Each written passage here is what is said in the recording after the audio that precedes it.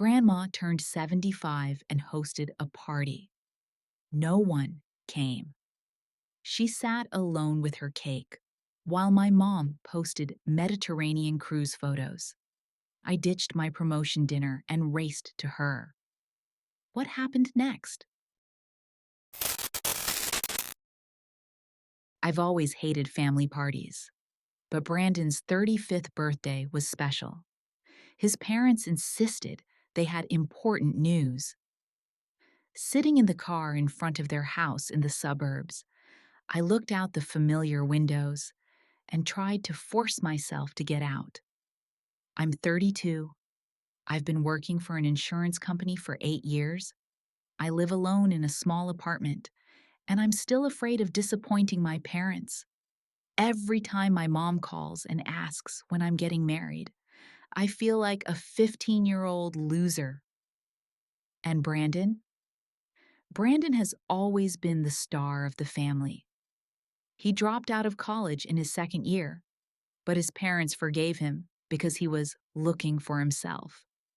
Now he's 35, and he's still searching, either in real estate, or launching a startup, or trading cryptocurrency. My mom always said that I was born older than my age. As a child, I picked up Brandon's toys, did his homework for him when he forgot, lied to teachers about being sick when he skipped school. They called it responsibility. I called it fatigue. When I entered the house, I smelled the familiar smell of my mother's perfume and my father's tobacco, even though he had quit smoking 5 years ago. The living room was decorated with blue balloons, Brandon's favorite color. On the table was a huge cake with the words, "Happy Birthday, Champion."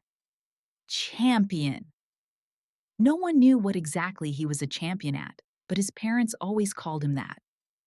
On my 19th birthday, the cake was a supermarket cake with the words, "Congratulations" on it. And that was because the custom-made cakes were out of red roses, which I loved. My mom said that pink ones were good too, and I agreed, as I always do. Dash Deli. Mom hugged me, but it was mechanical. "You're late." Brandon is already here. Of course I was late.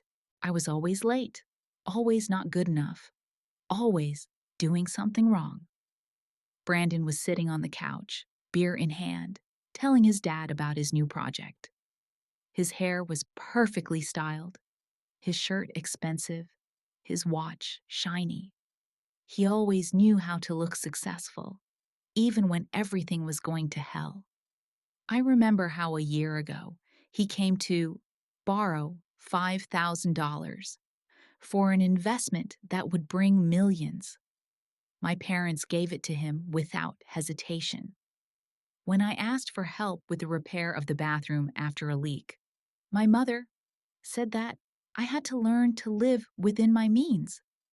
Dash, dash. "Hey, sis," he winked at me.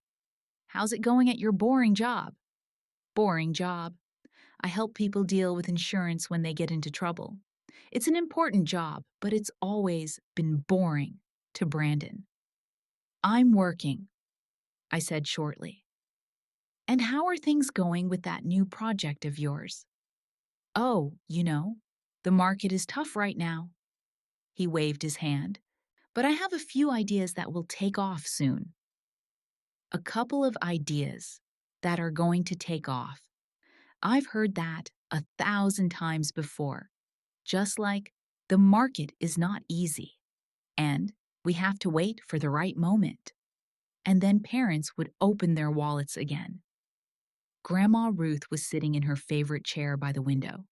She was 78 years old, but her mind was clear, and her eyes were sharp. She was the only one who always defended me when my parents compared me to Brandon in my favor. I went over and kissed her on the cheek. "How are you, Grandma?" "I'm fine, dear." "Come sit next to me. Things are about to get interesting." There was something strange in her voice, But before I could ask what it was, my father picked up his wine glass and tapped it with his fork. He did this at every family celebration, trying to attract attention, as if we weren't all already sitting in the same room staring at him. Everyone, everyone! He smiled so broadly that I hadn't seen him so happy in ages. We have great news for everyone, especially Brandon. Especially for Brandon. Of course we do. When was the last time they had news especially for me? Maybe when I graduated from college with honors? No, that was when they were upset that I didn't go to graduate school as originally planned. My mom smiled too, standing next to my dad. They looked like a couple from a happy retirement commercial ironed, happy, full of plans for the future. As you know, we finally sold the store, Dad continued. 30 years of work, and now we can enjoy our retirement. But the most important thing is that we have $1,300,000 that we want to pass on to our children. I felt my heart start to beat faster. $1,300,000. I could pay off the mortgage, buy a decent car, maybe even start my own business, which I had been dreaming of for years, helping people not only with insurance, but with financial planning in general. Brandon leaned forward, his eyes sparkling. And we decided. Dad looked at Brandon with a pride I'd never seen in his eyes when he looked at me. That all the money would go to Brandon. He knows what to do with the money. He has a vision, ambitions. He will be able to multiply this amount and secure the future of the whole family. Time seems to have stopped. All the money goes to Brandon. All of it. Not half, not most of it. All of it. I looked at my parents, trying to figure out if I had heard correctly. Maybe I missed something? What about me? My voice was quieter than I wanted it to be, but I asked anyway. My mother looked at me with that expression I'd known since childhood. A little sad, a little disappointed, as if I'd done something wrong again. Delia, dear, she began in the tone of voice that you use when you tell children about the death of a goldfish. You've always been, well, let's just say, you've been a failure. You've never risked anything, never had big plans. You've been working at the same job for 8 years, and you don't even try to change anything. The words hit me like a slap in the face. I never took risks? What about when I took out a student loan, even though my parents said they couldn't help? What about when I moved to another city for a job, not knowing anyone there? You're 32, and you're still alone, without children, without a home of your own. My mom continued. We understand that it's unfortunate, but the reality is what it is. You have to figure out your own life, my dad added. And Brandon is different. He has potential that needs to be unlocked. Support? When did they support me? When I was in college and working as a waitress in the evenings and a cashier on weekends to pay for school. When I was sick with the flu and home alone with a fever, while they were busy helping Brandon with his next project. I remembered how 2 years ago I asked to borrow $3,000 to repair my car after an accident. My mom said they didn't have any extra money. A month later, Brandon received $10,000 for a revolutionary idea with food delivery, which failed in 2 months. Brandon was silent, looking at the floor. He didn't even try to object or say that the money should be divided equally. He just sat there and waited to be handed a check for $1,300,000. My own brother, with whom I shared my childhood, toys, secrets. The living room was silent. I could only hear the ticking of the clock on the wall and my own heartbeat. Everyone was looking at me, waiting for a reaction. Crying, hysteria, resigned head nodding, as usual. I looked at the cake with the inscription, "Happy Birthday, Champion," and suddenly realized that I would never get a cake like that in my life. I will never be a champion in the eyes of my parents. Even if I became president of the country, they would say that Brandon would have done a better job.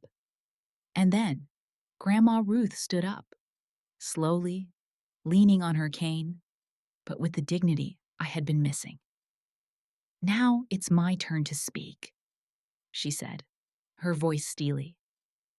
Grandma Ruth stood in the middle of the living room, leaning on her wooden cane, and looked at each of us in turn.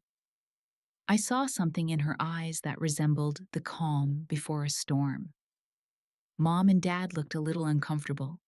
They hadn't expected anyone to want to add anything to their solemn speech. "Ruth," Dad began in a soft voice, "maybe it's better not to now." "That's exactly why now is the best time," Grandma replied, not taking her eyes off him. "What I have to say concerns everyone here." I had never seen my grandmother so determined. Usually she was quiet, watching from the sidelines, sometimes giving me wise advice when I came to her with my problems. But now there was a certain power coming from her that made even Brandon put down his beer and straighten up in his chair. "So, all the money to Brandon," Grandma repeated, nodding her head, "and let Delia deal with it herself." Interesting. Very interesting. "Mom," my mother interjected, "we made an informed decision. Brandon has more investment opportunities." Investment opportunities. Grandma smiled, but it was not warm. "Tell me, my dear, what do you know about your son's investments over the past 2 years?" Brandon tensed. I saw him clutch the beer bottle and his knuckles turned white. "Grandma, don't," he began. "Shut up," Ruth interrupted him sharply. "Adults are talking." "So," she looked at her parents again, "do you know that your son has lost $28,000 in casinos in the last 6 months?" The silence in the room became deafening. Mom opened her mouth, but didn't make a sound. Dad looked at Brandon with an expression as if he had seen a ghost.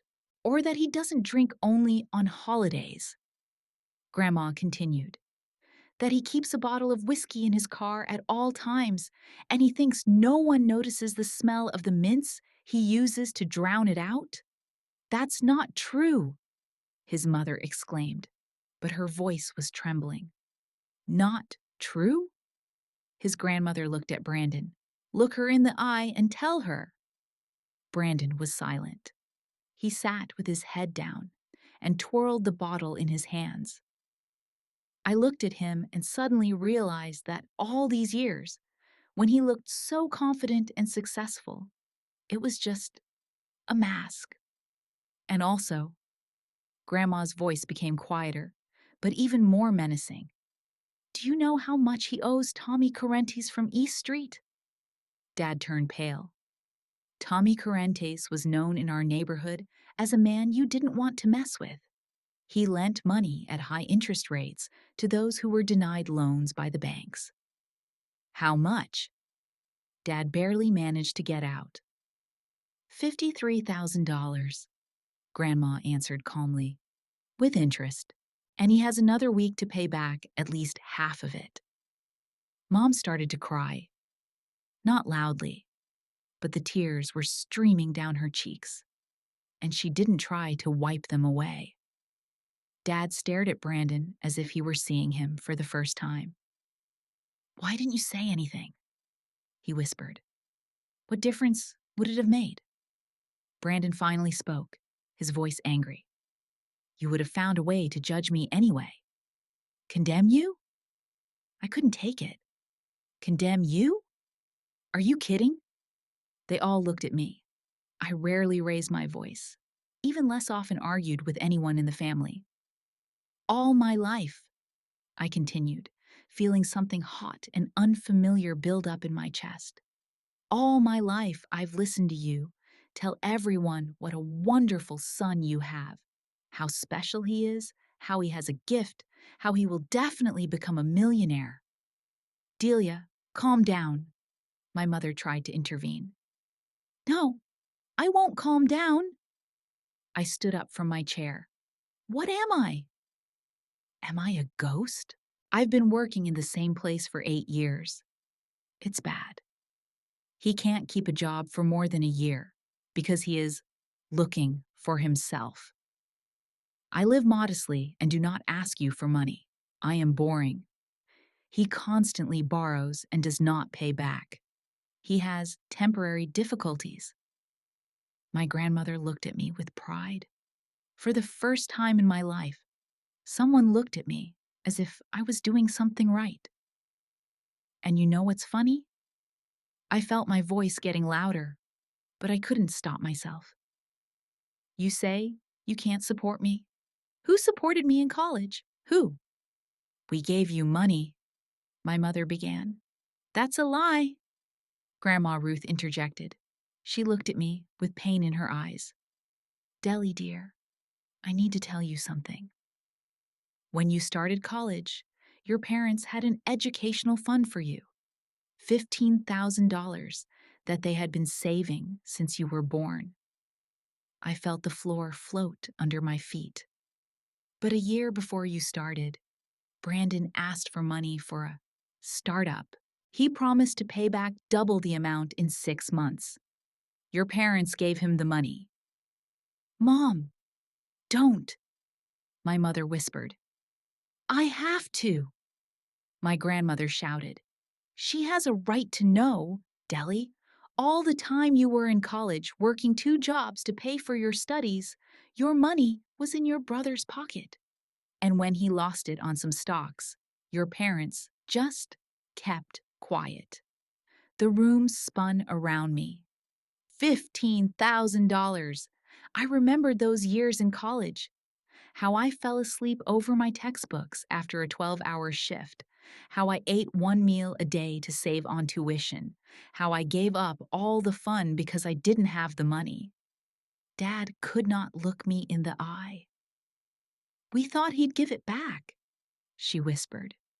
We really thought. And when you realized he wouldn't, why didn't you tell me? Because they thought you could handle it.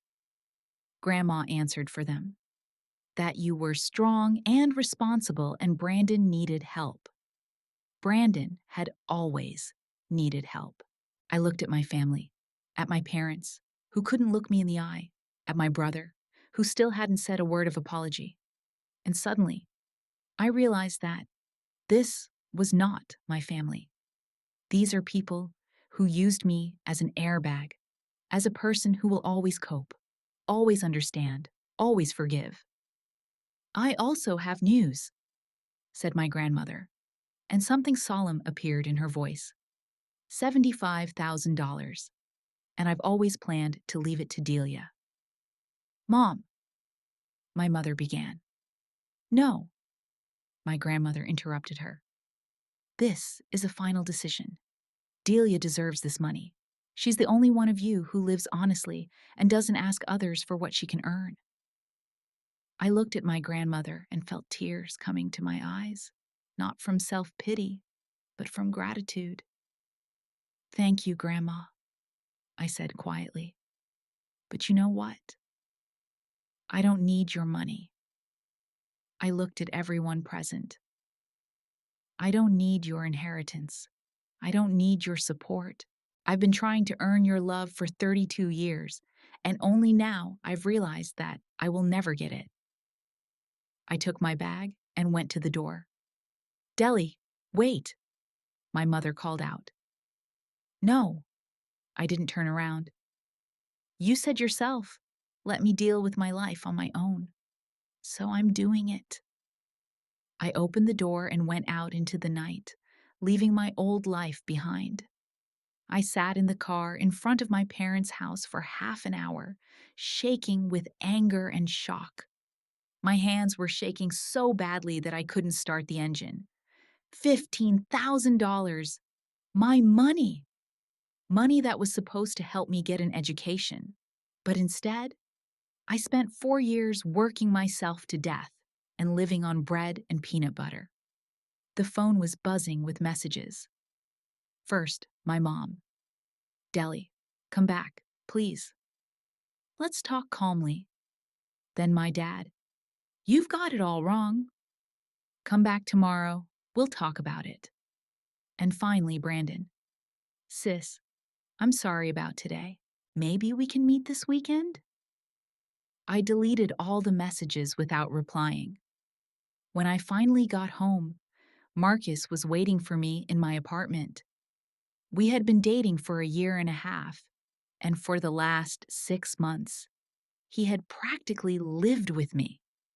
Not because we were planning to move towards marriage, but because he was having temporary financial difficulties and couldn't afford to rent his own apartment. Finally, he said, not taking his eyes off the TV. I thought you were lost. What's going on with your family? Is there some drama again? I looked at him, lounging on my couch, in my apartment, which I paid for, eating my food and watching my TV. When we met, he was working as a manager in a sports store and seemed ambitious. But a year and a half later, his ambitions had disappeared, and I was responsible for everything in our relationship. Marcus, I need to talk to you. I sat down in the chair across from him. Just a minute. The episode is about to end. He waved his hand, not taking his eyes off the screen. Just a minute. Always a minute. When I needed to talk about our relationship, just a minute. When I asked for help with cleaning, a minute. When I wanted to discuss our plans for the future, a minute. Now, I took the remote control and turned off the TV. Deli, what the hell? He finally looked at me. I was watching this. My parents gave their entire inheritance to Brandon. $1,300,000. Nothing for me? Marcus was silent for a few seconds, processing the information. So what? He shrugged. You have a job, an apartment. Why do you need their money? Why do I need their money? I looked at the man with whom I planned to build a future and didn't recognize him. Marcus, it's not about money. It's about how they treat me. They told me to my face that I'm a failure. Maybe they're right. He reached for the remote. You're taking everything too seriously. Don't make a big deal out of it. Don't make a big deal out of it. The same words that my parents used to dismiss my problems all my life. When I was bullied at school, don't make a big deal out of it. When my boss harassed me, don't make a big deal out of it. Do you know that I've been saving for the first payment on my house for 5 years? I asked quietly. So what? Do you know that in the year and a half we've been together, you've never asked me if you could help me with anything? You're living in my apartment, eating my food, using my internet, and you don't even offer to share the expenses. I told you I'm going through a difficult period. He started to get irritated. When I get a normal job, everything will be back.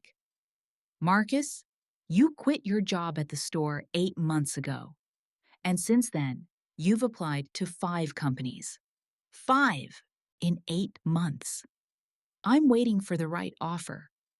He stood up from the couch. I don't want to work anywhere. The right offer. Like Brandon's with his investment. I suddenly realized that I attracted people who were looking for someone who would be responsible for them. And who pays for everything in the meantime? I also stood up. Who cleans, cooks, does the laundry, goes to the store? Who solves all the problems while you wait for the right offer? Deli, what's wrong with you?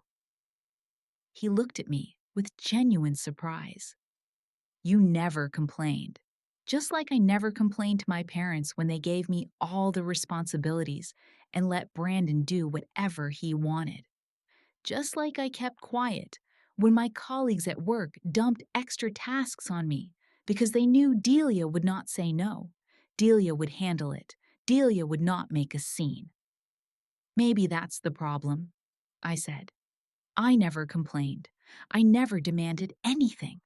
I never said what I wanted. The phone rang again. It was Grandma Ruth. I answered it, trying to hide the tears in my voice. Deli dear, how are you? Not good, Grandma. Can I come to you? Or you can come to me. We need to talk. I looked at Marcus, who had already turned the TV back on and was pretending that our conversation hadn't happened. I'll come to you, I said. Where are you going? Marcus asked as I started to pack. To Grandma's. And dinner? I thought you were going to cook something. I stopped at the door and looked at him. A 34-year-old man living in my apartment on my money and expecting me to feed him. There are eggs in the fridge, I said. You can make yourself an omelet. But you know I don't know how to cook. He grimaced. You'll learn. It took 40 minutes to get to my grandmother's house. 40 minutes to rethink my whole life. Every time I gave in. Every time I was silent. Every time I did someone else's work so as not to cause problems. Grandma Ruth lived in a small house on the outskirts of town. The house was old but cozy, with a garden where she grew tomatoes and flowers. When I arrived, she was already waiting on the porch with a cup of tea in her hand. I put the kettle on. We sat in her tiny kitchen, and Grandma told me things I had never known about my own family. Your mom has always been weak, she said, stirring the sugar in the tea. And your dad, he's a good man, but he'd rather turn a blind eye to problems than solve them. When you were born, I hoped that would change. You were such a smart kid, so responsible. Too responsible for your age, I added bitterly. And do you know what my fault is? I thought that if I didn't interfere, everything would work out on its own, that your parents would realize how unfairly they were treating you. But they didn't. I remember when I was 12, my mom told me I had to look after Brandon while they went away for the weekend to visit friends. He was 9, but she said, "You're older, you're more responsible." And when I was 15 and I wanted to go to the school dance, she said she couldn't buy me a dress because Brandon needed baseball equipment. I remember that dance. Grandma shook her head. You wanted to go so badly. And Brandon's equipment has been in the closet for a year and never been used. Why didn't you tell me? About the college money, about everything. Because I was afraid of ruining the family. Grandma sighed. She thought that if you didn't know the truth, at least you'd have a family. And now, I don't even have that. Now you have a chance to build a real life. She took my hand. I have a room for guests. I'm old. I'll enjoy the company. And you need time to realize what you really want from life. I thought about my apartment, where Marcus was waiting for me with his demands to cook dinner. About my job, where my boss loaded me up with other people's projects because he knew I wouldn't refuse. About my parents, who were probably still waiting for me to call and apologize. I can't just quit, I said. What's holding you back? I thought about it. Indeed, what was holding me back? Was it fear? Was it habit? Or just an unwillingness to admit that my whole life was a mistake? The phone rang. Brandon. Don't answer it, Grandma said. Maybe he wants to apologize. Deli, listen. I need to talk to you. My brother sounded concerned. Can we meet tomorrow? What can we talk about, Brandon? Well, about today. I know you're upset about the inheritance, but think about it. I really do have plans to grow that money. Maybe when it works out, I can share it with you. Share it with me. In the meantime, I can give you a few thousand so you don't get angry, he continued. You know how important it is for a family to stay together. My grandmother looked at me, and I could read in her eyes. Now you see what he's really like. Brandon, I said calmly, I'm not angry about the inheritance. No? That's good. I'm I'm angry because you stole $15,000 from me and never even apologized for it. Deli, that was a long time ago, and because you're not calling now to apologize, but to make sure I don't ruin your life. You don't care that I'm in pain. You only care that I don't say anything, like I always do. You're exaggerating. No, Brandon. For the first time in my life, I'm not exaggerating. I see things as they are. I hung up and looked at my grandmother. Can I move in tomorrow? The move took only one day. When I realized how few things I actually had, I felt a little sad. 32 years of my life could fit in the back of a small truck. Marcus watched me pack with a look on his face like I was crazy. Deli, are you serious? He sat on the couch with the coffee I'd made him in the morning out of habit. For an old woman who lives in the middle of nowhere.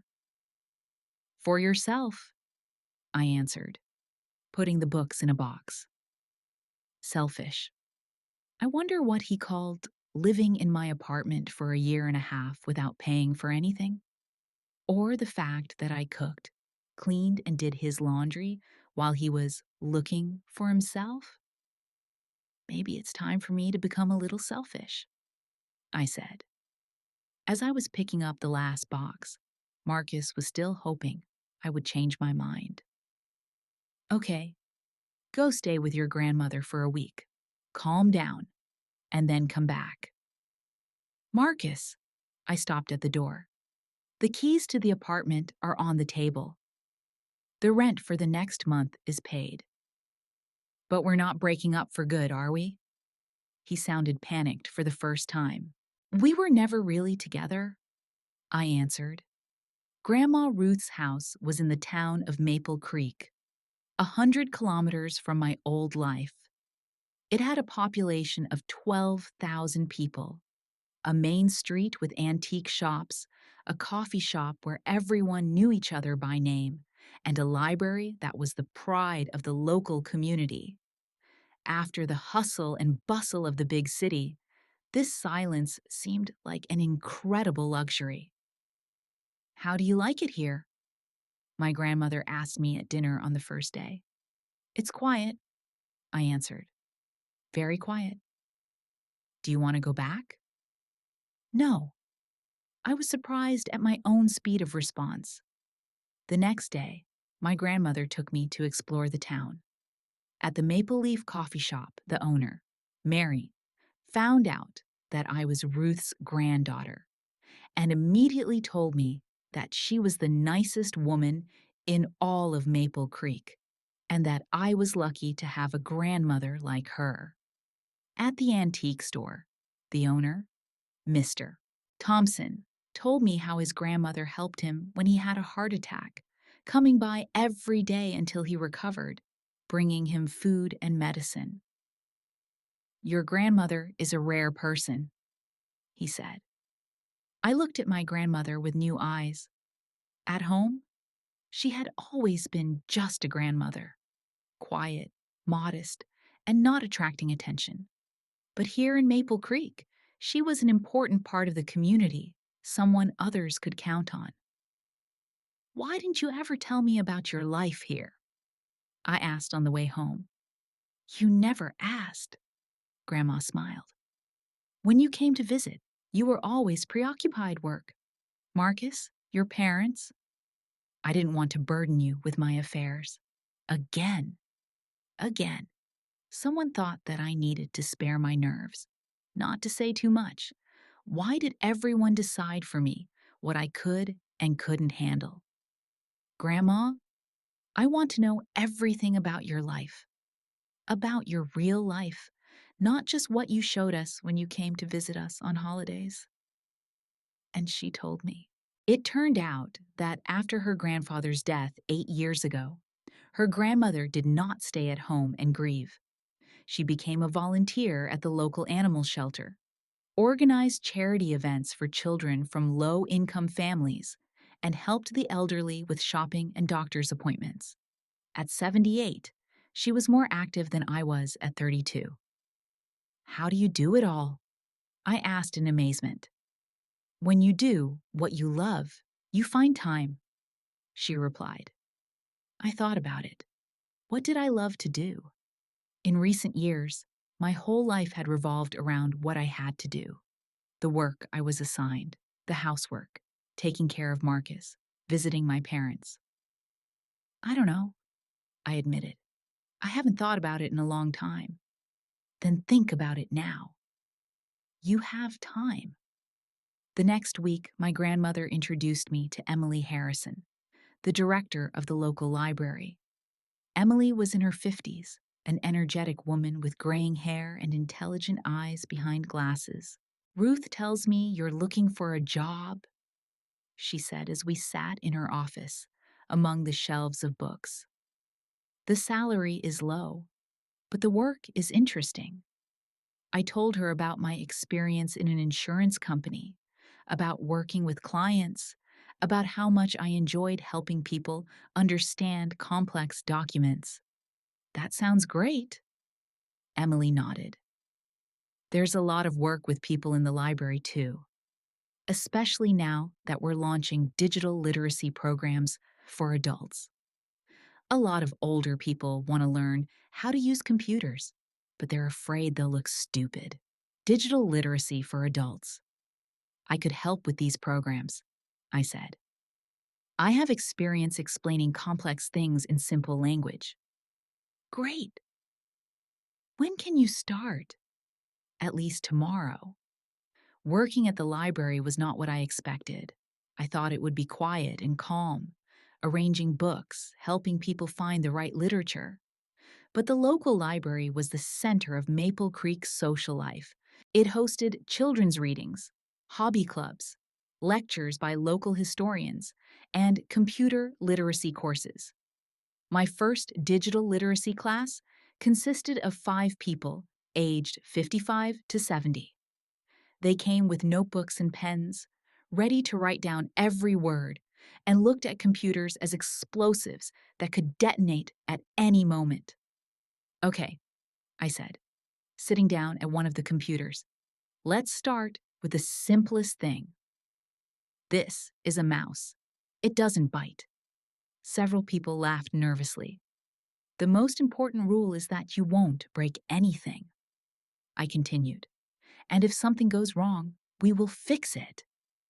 The first person to dare to touch the mouse was Mr. Jenkins, an 80-year-old veteran who wanted to learn how to write emails to his grandchildren.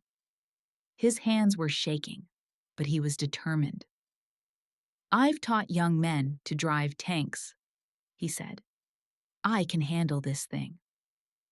An hour and a half later, Mr. Jenkins sent his first email. When a reply from his grandson appeared on the screen, his eyes filled with tears. He says he's proud of me, he said quietly. I looked at him and felt something unfamiliar. Satisfaction from work. Not just fulfillment of duties, but real joy from helping a person. A month later, my classes became the most popular program in the library. People signed up, brought friends, and told their neighbors. Deli, you're a real talent, she said. You have a way of explaining complex things in a way that people don't feel ashamed to not know. Maybe because I didn't know a lot of things myself, And I understand that feeling, I replied. That's when I met Jess. Jess Walker, 37 years old, is a divorced father of 9-year-old Sophia. He worked as an electrician and came to the library with his daughter every Saturday. Sophia loved to read, and Jess would sit next to some technical magazine and wait patiently for her to choose new books. "Excuse me," he came up to me one Saturday. "Can you help? Sophia wants a book about grasshoppers, but I don't understand how this search engine works." Of course, I showed him how to use the catalog. Does Sophia like to read? She loves it. She reads everything from fairy tales to encyclopedias. Sometimes I think she's smarter than me. You have a wonderful daughter. Thank you. She's the best thing I have. Jess didn't try to hurt me, didn't drop hints, didn't play games. He was just a father who loves his daughter and tries to give her the best. It was so unusual after Marcus and his constant demands for attention. The next Saturday, Sophia came running up to me with a new book. "Look what I found! A book about a girl who became a veterinarian." "Great! Do you want to be a veterinarian?" "Yes, or maybe a librarian like you, or both." Jess smiled. She has big plans for her life. "That's good," I said. "Dreams should be big." We started talking. It turned out that Jess had gotten divorced 2 years ago, when his wife decided that life in a small town was too boring for her. She moved to Los Angeles, calls her daughter every month, and sends her gifts for the holidays. Sometimes, Sophia asks why her mom doesn't come, he said. I don't know what to tell her. Are you telling the truth? What truth? That her mother chose her career as an actress over her family? That she thinks we're an obstacle to her dreams? That you love her and will never leave her? Jess gave me a long look. You're a very wise woman, Deli. I'm not. I just know what it's like to feel abandoned by those who are supposed to love you.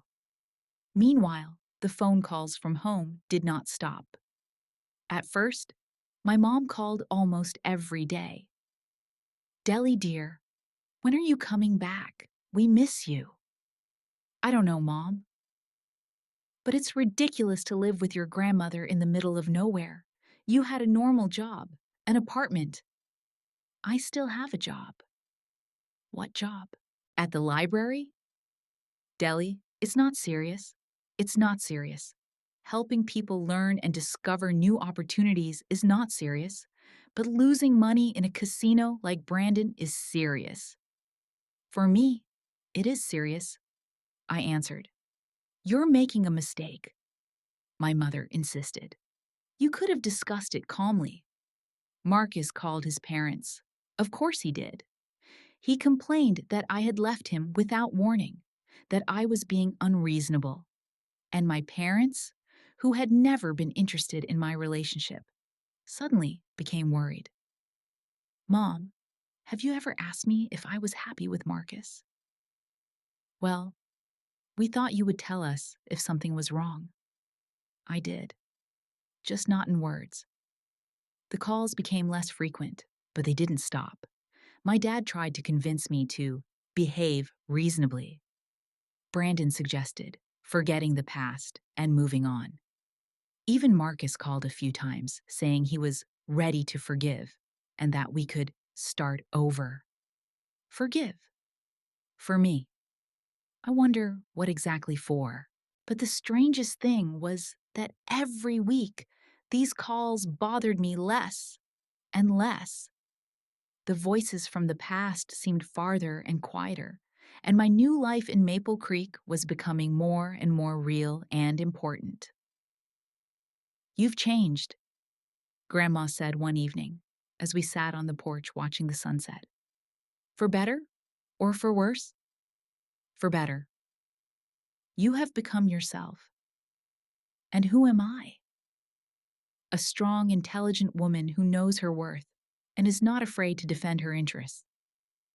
I thought about yesterday at the library. Emily suggested that I apply for a grant to expand digital education programs.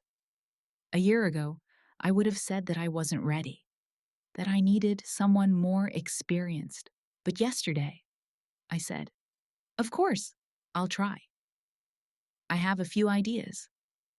"You know, Grandma," I said, "they say that a person cannot change after 30, but I feel that I've only just started to live my life for real." A year at Maple Creek passed like one long, calm breath. I learned to wake up not to an alarm clock, but to the sound of birds singing outside the window. I learned how to cook my grandmother's recipes and take care of her garden. But most importantly, I learned to listen to my own voice, which I had been drowning out for years with other people's demands and expectations. My digital literacy courses became so popular that the library received a grant to expand the program.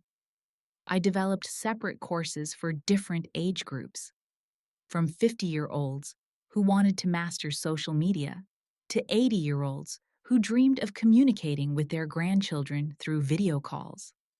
Each success of my students gave me more satisfaction than all the years of working in an insurance company.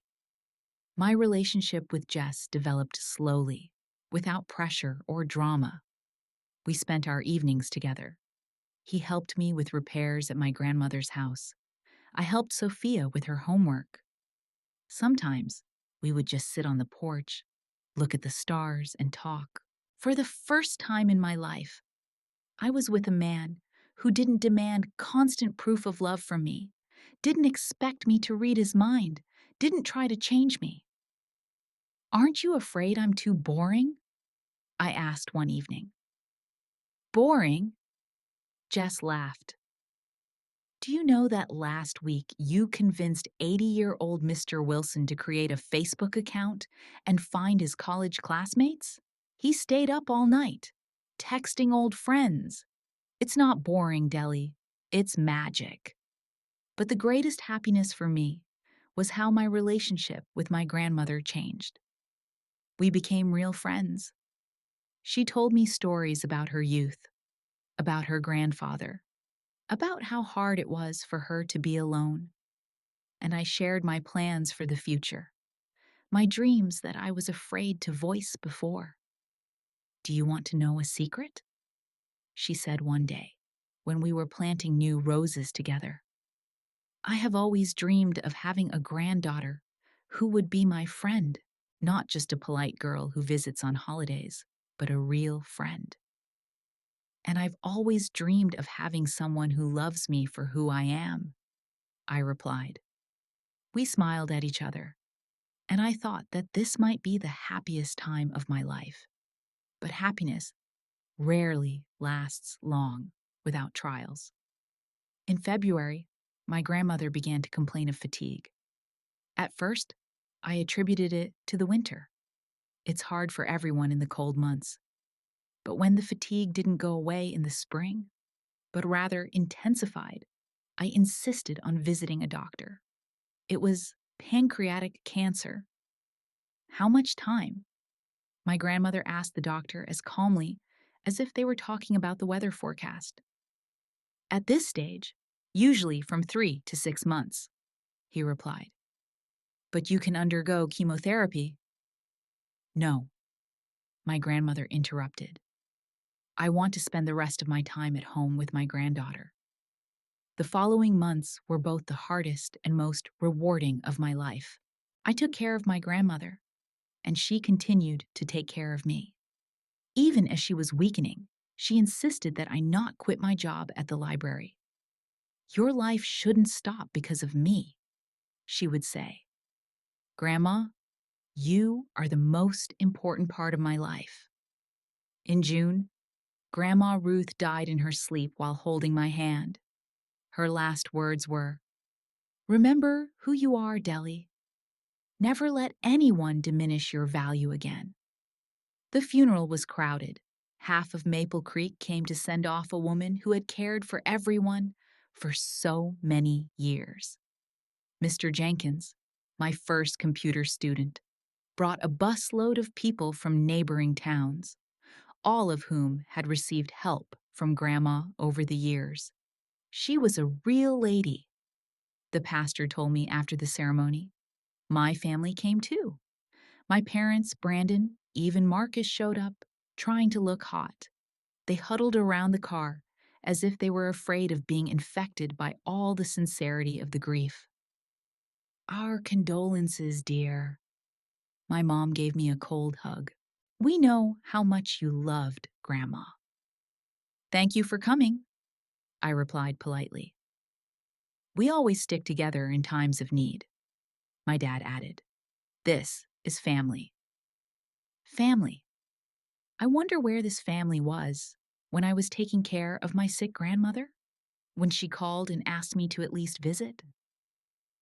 My mom said that she was allergic to medical smells, and my dad said that he could not look at sick people. After the funeral, the notary read out the will. My grandmother left me the house and all her possessions, $75,000 in savings, just as she had promised.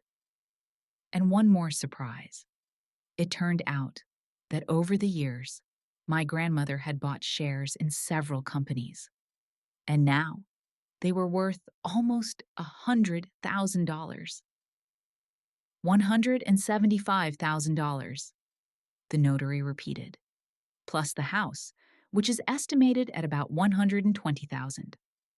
I looked at the papers and couldn't believe it. My grandmother had left me more than just money. She had left me the opportunity to build my own life without fear for tomorrow. Wow, Brandon whispered. Who knew an old cunt had that kind of money? Old cunt. That's how he referred to his grandmother, who had protected him from the consequences of his own decisions for years. I spent the next few days sorting through my grandmother's things. Some I gave to charity, some I gave to people who knew and loved her. In the bedroom, in an old box, I found a letter addressed to me. Dear Delia, my grandmother wrote, if you are reading this, it means that I am gone, and you are left with a lot of questions. I know that your family will not understand my decision to leave you everything. They believe that money should go to the one who deserves it by birthright or need.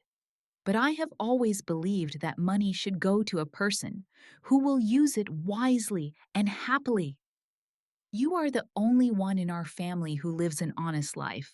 You are the only one who thinks about others without forgetting about yourself. You are the only one who has the power to change and grow. Use this money to build the life you dream of. Don't let anyone dictate how you live.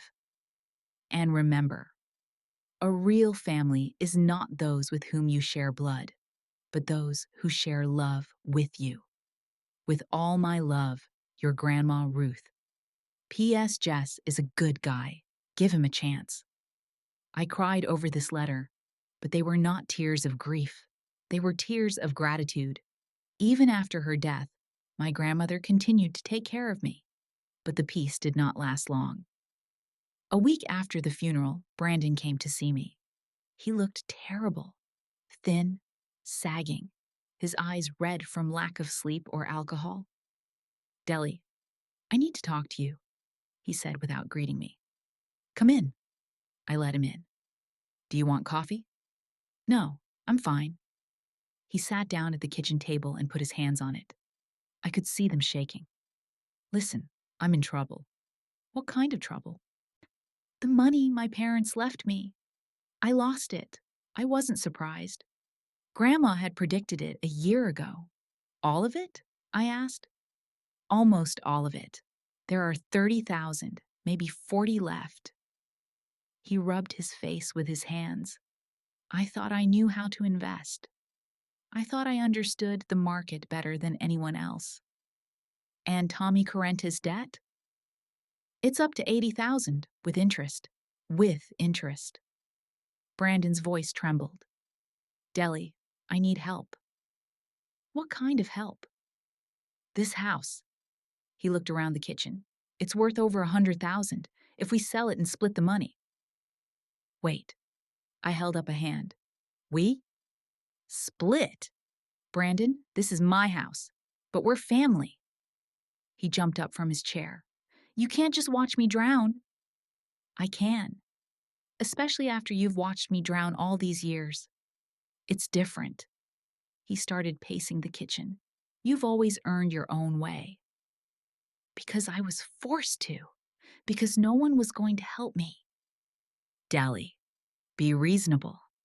Tommy is serious. If I don't give him the money by the end of the month, what? What happens? Brandon didn't answer, but I could tell by the look on his face that things were really bad. Okay, I said after a pause. I can lend you 20,000, not a gift, but a loan, against a receipt. 20,000? He looked at me with indignation. Deli, I need at least 50. 20 is all I can do. I need the rest of the money for my own plans. What plans? What are you going to do with that kind of money in this hole? Hole. He called Maple Creek a shithole. A town where people knew each other by name, where they helped their neighbors, where honesty and kindness were valued. It's none of your business, I said calmly. None of my business? Brandon blushed. I'm your brother. I'm in trouble, and you're only thinking about yourself. Yes, I am, for the first time in my life. And you know what? It feels great. He left, slamming the door. But the next day, he came back with his parents. They looked grim and determined. Delia, dear, my mom began, barely entering the house. We found out about the situation with Brandon.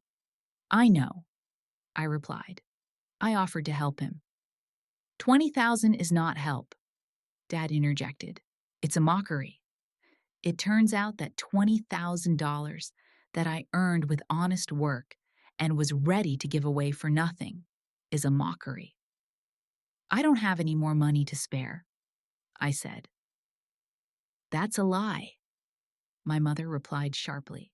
You have all that money Grandma left you. So what? Sell the house, Dad said. You have nothing to do here anyway. Get your life back on track, and the money will help Brandon pay off his debts and start over. What about me? Your life is an escape from reality. My mom sat down next to me and took my hand. Deli, you're hiding here from the real world, from real relationships, from your career, from your future. Real relationships, like the one I had with Marcus. A real career, like the insurance company where I was used. A real future, like the one my parents had planned for me. I'm not hiding, I said quietly. I'm living. That's not living, Brandon interjected. That's existence. A library in the middle of nowhere, a course for old people. What are you wasting your life for? What I spend my life for? To help people find new opportunities, to do a job that brings me joy, to be in a relationship with a man who respects me. Family is more important than money, my mother continued. You wouldn't leave your brother on the street, would you? And you left me, I replied. When I was in trouble, where were you? When I was taking care of my sick grandmother, who helped me? It was your decision to move here, my father said. The conversation lasted for another hour. They tried to convince me to behave reasonably, think about my family, not be selfish. And for the first time in my life, I clearly saw who they really were. Not parents worried about my fate, but people who were used to me, always sacrificing myself for their peace of mind. I'm not selling the house, I said finally, and I'm not giving Brandon more than 20,000. That's the final decision." They left angry. A week later, I received a subpoena. Brandon was suing me, trying to prove that Grandma was incapacitated when she wrote her will. I was not afraid. On the contrary, I was angry. Real, pure anger that I hadn't felt in years. How dare they question the intelligence of a woman who, until her last days, was smarter than all of them put together. I hired a lawyer, a young but experienced woman named Rebecca Stone. She listened to my story, notes in hand. "You have a strong case," she finally said. "But prepare for the family to use everything they can against you." "Like what?" "You're moving here, breaking up with your fiancé, changing jobs. They'll try to present it as evidence that you influenced the sick elderly woman." "But that's absurd." "Of course. But the court has to consider all the arguments. The next few months were hell." Brandon really pulled out all the stops. He claimed that I had isolated my grandmother from her family, that I was brainwashing her, that I was using her illness for my own purposes. But I had proof. Medical certificates confirming that my grandmother was fully capable until the last weeks of her life. Testimonies from neighbors about how she led an active social life. Records from the library, where we attended various events with her. The most painful day was when Brandon brought two men in dark suits to the house. I was at home, planting new flowers in my grandmother's garden. "Delia," Brandon approached me, "I want you to meet them. This is Vinny and Rick. They are Tommy Carenti's business partners." The men were silent, but their eyes spoke for themselves. "We heard you don't want to help your family," the older one said. "That's stupid, girl." "My help is my decision," I replied, trying to hide the tremor in my voice. "Sometimes people make bad decisions," the other added. It was a threat, an open threat on my own land. "You have to leave," I said firmly. "Now." "Deli, don't be stupid," Brandon began, but I interrupted him. "You brought these people to my house? To my grandmother's house? How dare you?"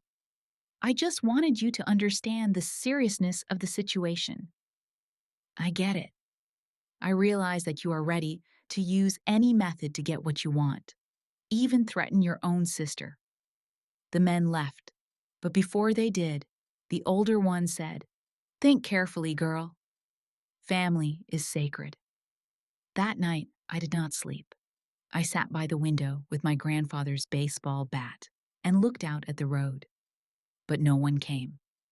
In the morning, I called Rebecca and told her about the threats. "This changes the case," she said seriously. "Now, we can file a complaint about intimidation of a witness." The court case lasted 3 months. Brandon tried to prove that my grandmother had dementia, that I had manipulated her, that the will was invalid. But every argument he made was refuted. The hardest day was when I testified.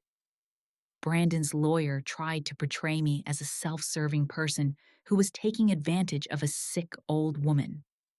"Isn't it true that you moved in with your grandmother right after a fight with your family over money?" he asked. "I moved in with my grandmother because I needed time to rethink my life," I replied. "And it happened to be right around the time your parents announced the inheritance?" It was no coincidence. It was then that I realized how my family really treated me. "And you decided to take revenge." "I decided to start living for myself." When the lawyer asked me why I allowed my grandmother to leave me all the money, I looked directly at Brandon. "Because she knew I would use it wisely, that I wouldn't lose it at the casino or spend it on drugs or alcohol, that I would use it to help other people, just like she had done all her life. The court ruled in my favor. The will was recognized as valid, and Brandon's accusations were groundless. But most importantly, the judge publicly condemned the attempts to intimidate me by my creditors. No one has the right to use threats to influence court decisions, he said.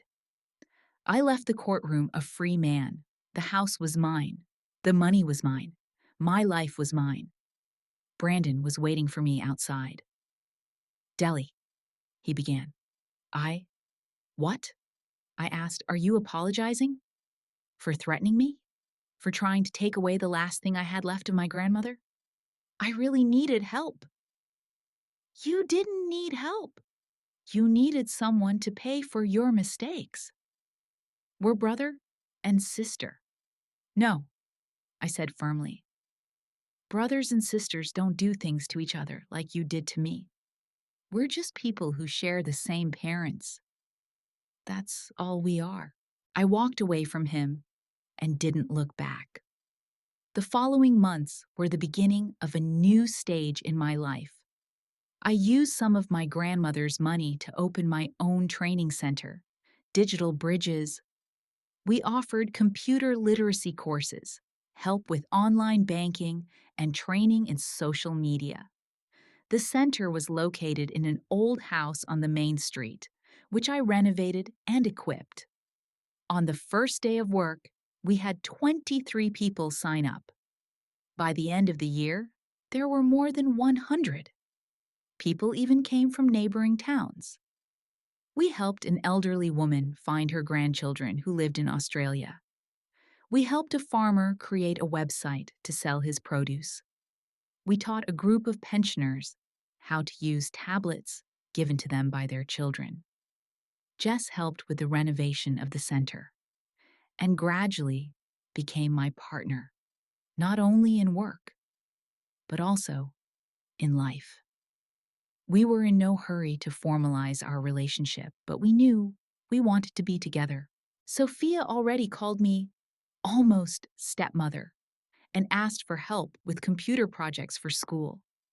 My parents called me several times trying to reconcile, but their understanding of reconciliation was that I had to forget everything that had happened and become an obedient daughter who didn't cause problems again. Family is the most important thing, my mother said in the last call. Yes, I agreed. But family is not those with whom you share blood. Family is those who share love, respect, and support with you. We have always loved you. You loved the idea of a dutiful daughter who never contradicts and always helps. You didn't love the real me. That's not fair, Deli. Maybe. But it's true. I didn't answer their calls anymore. Not out of anger, but because I had nothing to say to them. We lived in different worlds, guided by different values. Brandon disappeared somewhere after the trial. The last I heard, he moved to another state, maybe hiding from his creditors. Sometimes I feel a little sorry for him, but not enough to regret my decisions. Today is the 2-year anniversary of my grandmother Ruth's death. I'm sitting on the porch of her house, my house, and looking at the garden we once planted together. The roses are in full bloom. The tomatoes are red in the sun. Jess is repairing the fence, and Sophia is reading a book in the shade of an old oak tree. My business is booming. We already employ 3 teachers, and we are planning to open a branch in the neighboring town. I did not become a millionaire, as Brandon dreamed, but I have become something I never had before: happy. Sometimes, when I help another student send his first letter to his grandchildren, or teach an elderly woman how to make video calls, I think about my grandmother. She knew what she was doing when she left me not just money, but the opportunity to become myself. Last week, I received a call from a woman I didn't know. She introduced herself as the niece of Mr. Jenkins, my first student. Uncle William talks about you all the time, she said. He now talks to his grandchildren on Skype every day and has even started a gardening blog. That's great, I replied, smiling. He says you're a real teacher, that you teach not just computer programs, but how not to be afraid of new things, not to be afraid of new things. Perhaps this is the best compliment I have ever received, because I myself was afraid of everything new for a long time. A new job, new relationships, new opportunities.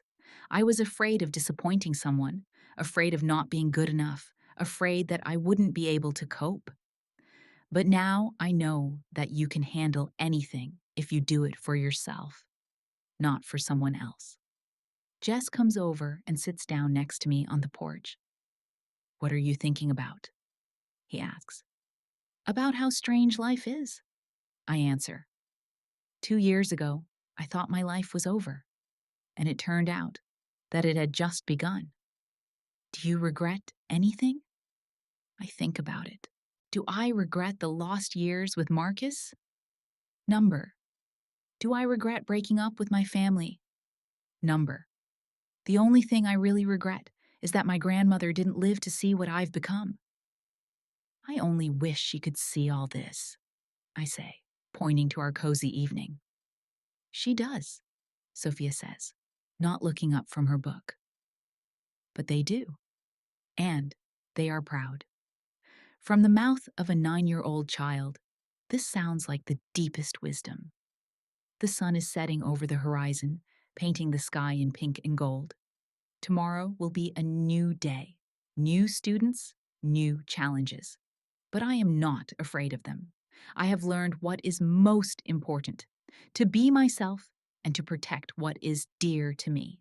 And this, it turns out, is the most valuable legacy a grandmother can leave to her granddaughter.